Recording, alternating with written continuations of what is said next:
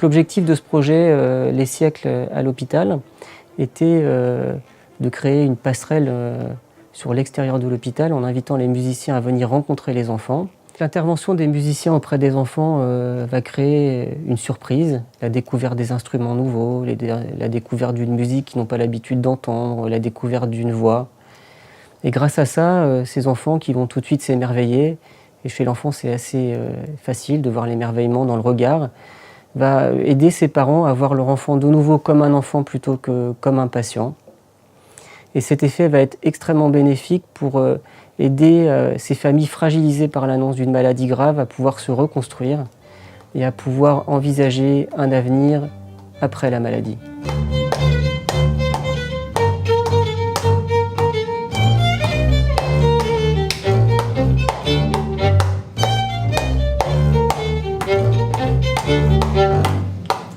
Hey, tu suis pas beaucoup Marion, moi je trouve.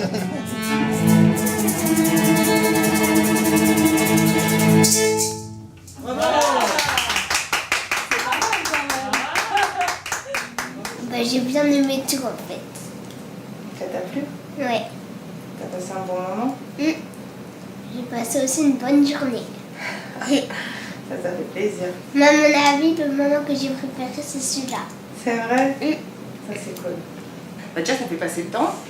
Et puis en plus, ça nous redonne un petit coup de vie de tous les jours. Ça nous fait un petit peu de bonheur quand on est content de les voir. Et puis la musique, ça fait toujours plaisir.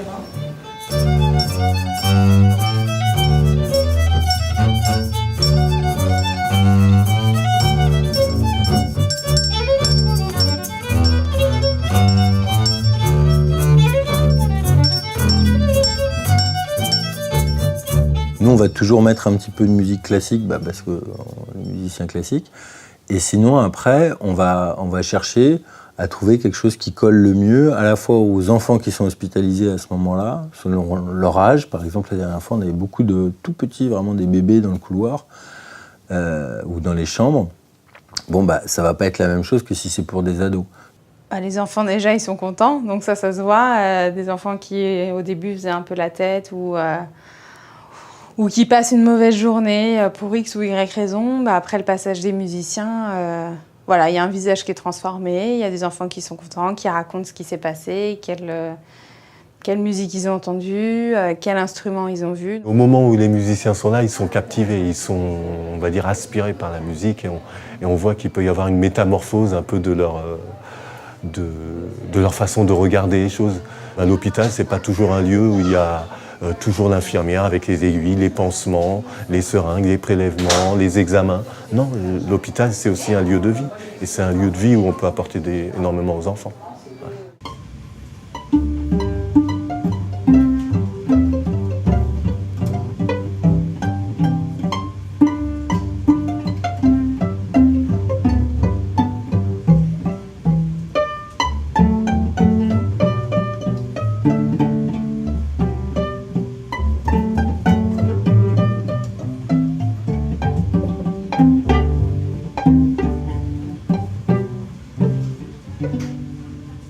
On a cherché surtout l'aspect participatif, c'est-à-dire pas forcément faire de la musique, mais faire de la musique avec les enfants, y compris ceux qui sont en milieu stérile. On a tout un tas d'instruments à percussion, donc il y a des clochettes, il y a les maracas, des instruments en fait qui sont assez faciles à manier pour les enfants. Et en fait, ça permet de leur proposer de faire la musique avec nous.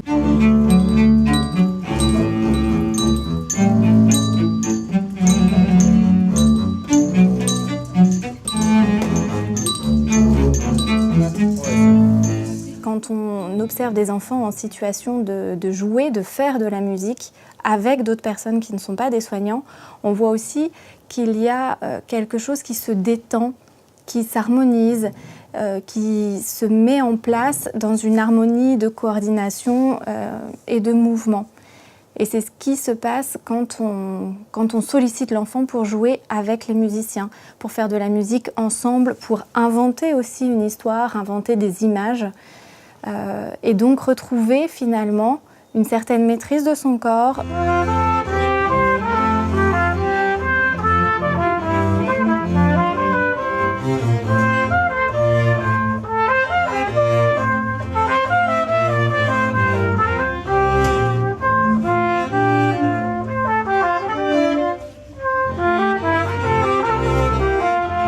moi j'ai attendu que voilà, on allait jouer pour les enfants. Et en fait, ça c'est vrai, et c'était génial de parler avec eux et discuter un peu, même jouer avec eux de temps en temps, on amène les instruments pour eux. Mais en plus, j'ai eu l'impression que ça a fait beaucoup du bien pour les parents. Et j'avais pas attendu ça, j'avais pas vraiment pensé en fait à l'effet que s'il y a un enfant qui est à l'hôpital, ça veut dire que les parents sont ici tous les jours. Je crois avant, j'avais imaginé que c'était vraiment un projet pour les enfants. Et en fait, on a compris tout de suite, c'est un projet pour les familles.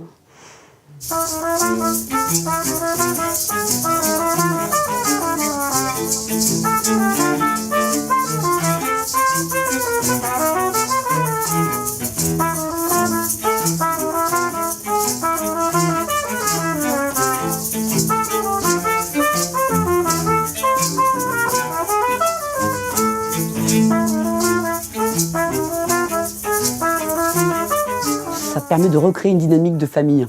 C'est-à-dire que des fois, les parents sont un peu démunis. Ils sont avec leurs enfants, assis l'un à côté de l'autre, à se regarder sans forcément se comprendre, parce que quelque part, ils n'ont pas forcément vécu les choses ensemble. L'enfant vit sa vie, le parent vit sa vie, ils se retrouvent pour manger, mais ils ne participent pas vraiment l'un et l'autre à une activité quelconque. Alors que là, finalement, quand on arrive et qu'on est là pour eux, on essaye de regrouper le père, la mère avec son enfant et on crée une dynamique de famille, on recrée une sorte de lien familial. Et je pense que c'est important. À eux, ils partagent un moment de musique, elle le prend sur ses genoux, ils tapent des mains ensemble, il y a un côté physique qui se met en place et l'enfant redécouvre son parent et vice-versa.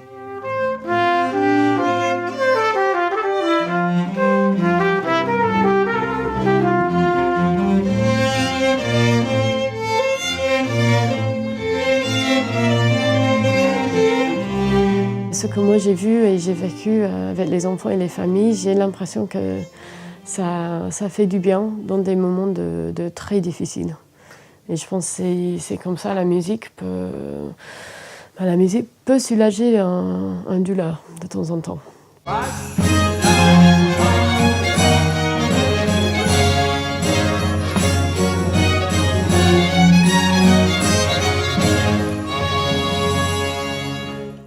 On a voulu, en quelque sorte, inventer une nouvelle relation dans un milieu hospitalier avec des enfants malades et aussi les services soignants. Et c'est pour ça que les musiciens font bien plus que de venir et de simplement jouer. Bien sûr, on amène la musique en centre hospitalier, mais aussi il y a un élément très important de cette relation qui est la participation des enfants et des services à la musique. Au sein des siècles, c'est des musiciens qui sont engagés.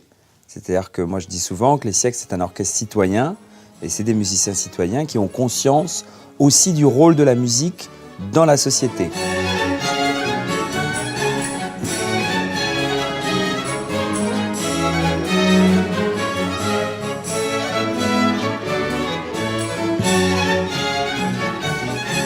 Alors Augustin, comment ça va ? Ça va très bien depuis la dernière fois. Et toi ? Quand j'étais à l'hôpital, j'avais pas fait de trompette depuis quand même pas mal de temps. Et je me disais, est-ce que je vais continuer ou pas ? Mais quand j'ai vu Fabien et d'autres musiciens, ça m'a vraiment redonné confiance en moi et le moral. Oui, parce que on a joué, mais on a aussi beaucoup parlé. Oui, bien sûr, oui. Je suis resté 2 mois.